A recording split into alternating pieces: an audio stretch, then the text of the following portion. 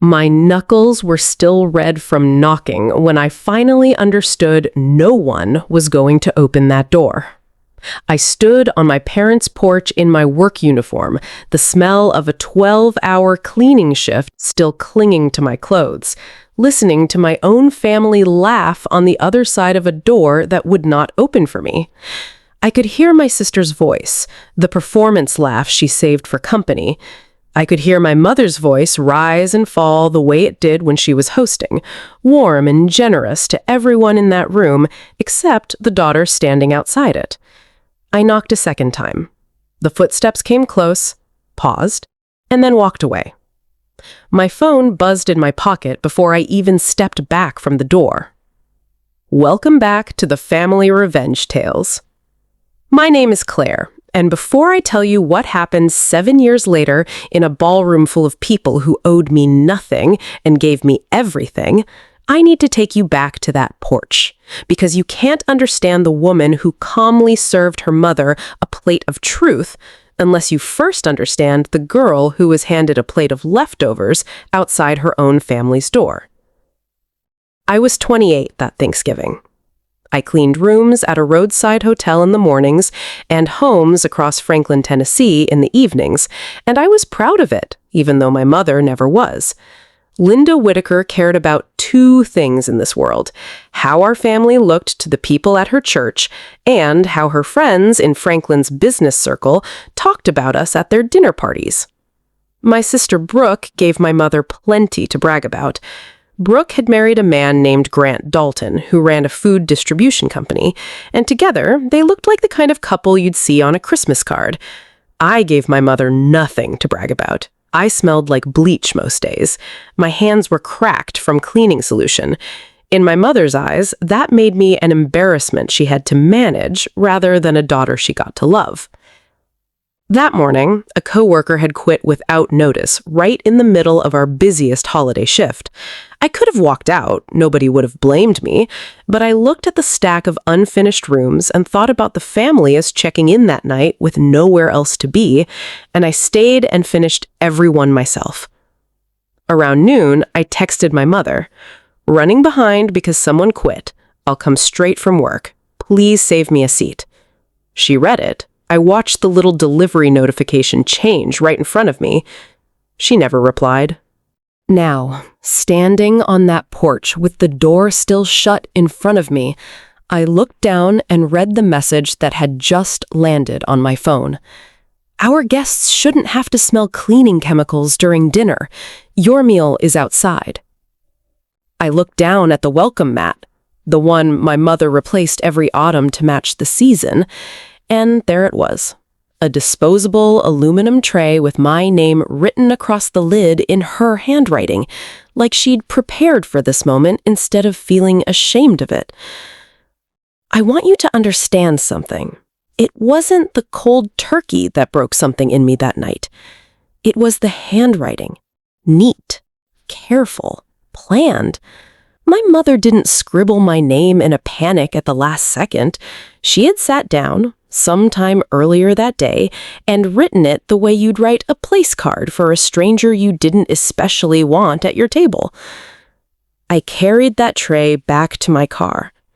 I sat in the driver's seat with the engine running for warmth, and I managed maybe 3 bites before I understood something that mattered more than my hunger. This hadn't happened because I was late. It had happened because they'd already decided, long before I finished my shift, that there was no version of that evening where I belonged inside. I sent one last text. "I understand where I belong now. I won't bother your table again." Then I blocked almost everyone in my family. Almost everyone. Except my cousin Megan, who had quietly texted me an hour earlier just to check if I'd made it home safe. She was the only one. A week later, I packed what I owned into the back of my car and drove to Nashville with no plan, except one. I was done asking people to make room for me. I was going to build my own room instead. I won't pretend the years that followed were easy, because that would insult everyone watching this who has ever started over with nothing. I cleaned medical offices overnight while I studied everything I could find about commercial facility management and infection control standards. I wanted to understand not just how to clean a room, but how to run a company that treated the people who cleaned rooms like professionals instead of afterthoughts. There was a doctor named Andrew Mercer who owned one of the clinics on my route. Most nights he was long gone by the time I arrived, but one evening he stayed late finishing paperwork and he watched me disinfect an exam table with more care than I think he expected from someone he assumed was just passing through. "Most people see someone holding a mop," he told me. "I see someone protecting lives." I went home that night and cried in my car for the second time in my life, but for a completely different reason. Nobody in my own family had ever said something like that to me. A near stranger did, and it was enough to make me believe I might actually be worth investing in. Dr. Mercer gave me my first real contract and a letter of recommendation, and that's how Whitaker Facility Solutions was born. The first year, it was just me and one client. The second year, I hired 4 people. By year 4, we had 20 employees serving clinics across Nashville. By year 6, 60 employees managing facilities across Middle Tennessee. By year 7, more than 100 professionals kept hospitals, surgical centers, and rehabilitation clinics clean and safe across the state. And every one of them knew I understood exactly how hard their job was because I had done it myself. Somewhere around year 5, I was going through old bank statements for a loan application, and I found something that stopped me cold. For years before I left Franklin, money had been quietly leaving my account every month and landing in my parents' second mortgage. I barely remember setting it up. I'd told myself it was helping with expenses, the way my mother always framed it, like it was a small kindness rather than a lifeline. The payments stopped, of course, the same month I left. I sat there with that statement in my hand and realized the daughter they'd called an embarrassment had been quietly holding their house together the whole time. Meanwhile, I later learned, my mother had spent those years telling anyone who asked that I'd cut off the family out of jealousy over Brooke's perfect life.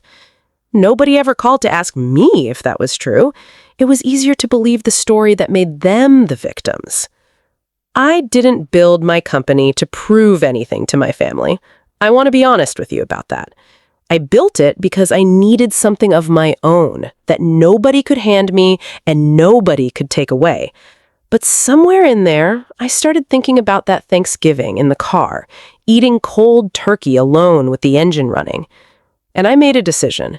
Nobody who worked for me and nobody in my city would ever have to spend a holiday like that if I could help it. That's how Seats for Everyone started. First, it was just 12 of my employees who had nowhere else to go for Thanksgiving. Then it was 40 people.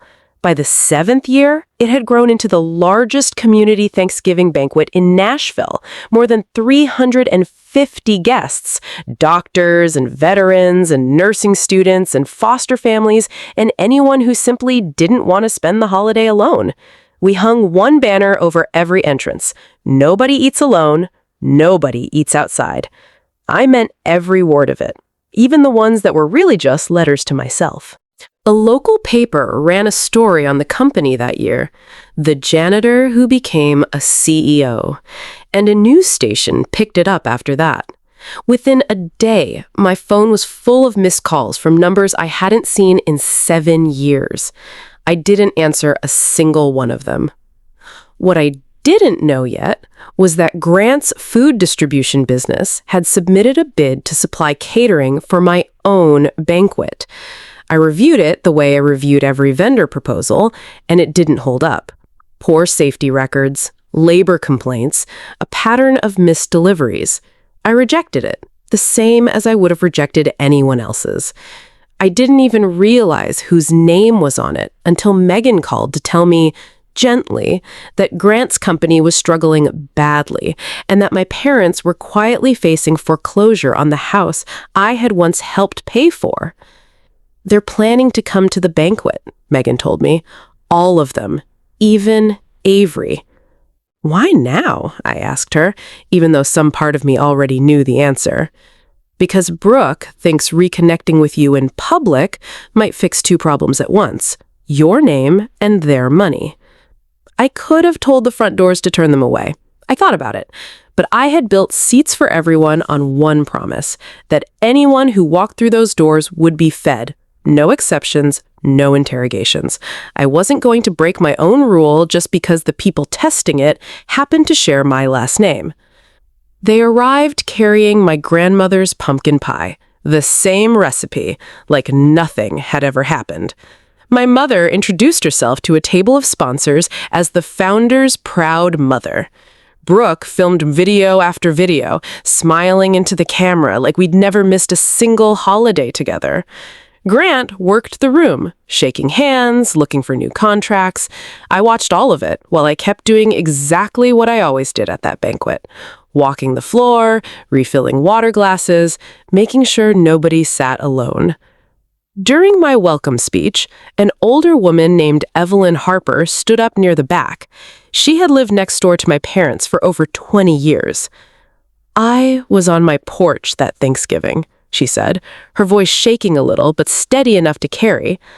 "I saw Harold set that tray down myself. I watched that girl knock on a door that never opened." The room went quiet in a way I will never forget. My mother's face went pale, then hard, the way it always did when she felt cornered instead of caught. I didn't raise my voice. I never wanted this to look like revenge, even though some part of me understood that it was. I simply opened my phone and read the messages out loud, the ones I had never deleted, timestamps and all. Megan stood beside me and read the messages she'd saved too, ones between other family members from that same afternoon, planning the whole evening around the assumption that I would, in her words, take the hint. Brooke tried to defend herself, and in doing so said the one sentence that told the whole room everything they needed to know. "We just thought you'd understand. You weren't really part of things anymore." Nobody said anything after that, for a long moment. It was my father who finally broke the silence. Harold Whitaker, who had spent his whole life avoiding conflict by staying quiet while my mother made all the decisions, stood up at his table with his hands shaking. "I carried that tray to the porch myself," he said. "I want everyone here to know that. Your mother told me to, and I did it, because I didn't have the courage to tell her no. I've regretted it every Thanksgiving since." His voice cracked on the last word. "I'm sorry, Claire. I should have opened that door." I felt something in my chest loosen that had been tight for 7 years. Not because his apology fixed anything. It didn't. But because for the first time, someone in my family had told the truth without being cornered into it first. My mother wasn't finished, though. She looked around the room at all the people who suddenly saw her clearly, and instead of matching my father's honesty, she reached for the only weapon she had left. "You're still just someone who cleans toilets," she said. The silence that followed was different from the first one. It didn't last long, because slowly, table by table, my employees began to stand. Then the doctors who partnered with our facilities stood, then the veterans, then nurses who knew exactly what it meant to do work that saves lives and gets overlooked anyway. Within a minute, most of that ballroom was on its feet, applauding, not for me, but for everyone who has ever done honest work that someone else was too proud to respect. My mother sat there, the only person in the room who seemed ashamed of what she was witnessing. I didn't gloat. I want you to know that. I asked everyone to please sit back down and finish their meal because that was the whole point of the evening, and revenge was never going to taste as good as a room full of people who actually wanted to be there. I told my family they were welcome to stay and eat the same as anyone else because kindness was the only requirement at my table. I told them I wasn't interested in discussing the foreclosure or Grant's contracts or any of it.